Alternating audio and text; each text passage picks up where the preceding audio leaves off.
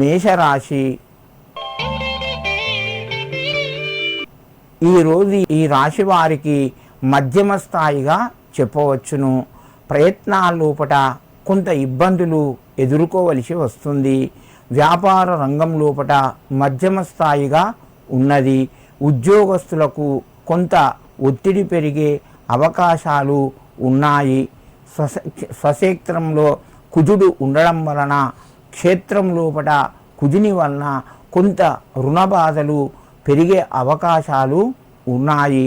తొందరపడి అప్పులు చేయకుండా అవసరాన్ని బట్టి మెదులుకోండి, మీకు కొంత కలిసి వస్తుంది.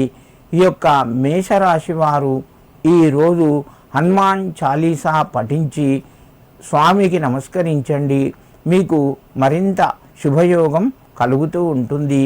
వృషభ రాశి. ఈ రాశి వారికి కొంత అనుకూలంగా చెప్పుకోవచ్చును. ప్రయత్నాలు మెల్లగా ముందుకు కొనసాగుతాయి.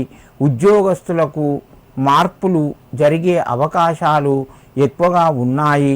స్థానచలనం కూడా జరుగుతూ ఉంటుంది. కుటుంబ సభ్యుల మధ్యన సహాయ సహకారాలు మధ్యమ స్థాయిలో ఉంటాయి. పిల్లల ద్వారా శుభవార్తను వింటారు. వృషభ రాశి వారు వ్యాపార రంగంలో ఈరోజు కొంత రాణిస్తారు. ఈ రాశివారు ఈరోజు ఆంజనేయ స్వామికి కొంత తమలపాకుల మాల 21 కానీ 11 కానీ మాలగా చేసి సమర్పించండి, మీకు కొంత అనుకూలత పెరుగుతూ ఉంటుంది. మిథున రాశి.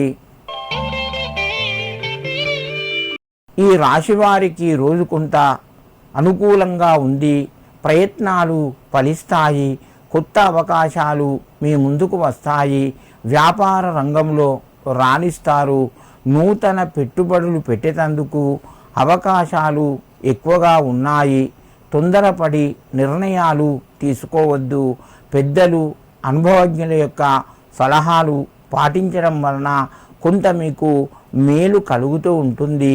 మిథున రాశి వారు ఒక మెట్టు ఎక్కిందని చెప్పవచ్చును. కొంత కలిసి వస్తుంది. ప్రయత్నాలు కూడా మీకు అనుకూలంగా ఉండి విజయాన్ని చేకూరుస్తాయి. మిథున రాశి వారు ఈరోజు మీ యొక్క కులదైవానికి నమస్కరించి 1-2 ద్రాక్ష పండ్లు సమర్పించండి, మీకు మరింత శుభయోగం కలుగుతూ ఉంటుంది.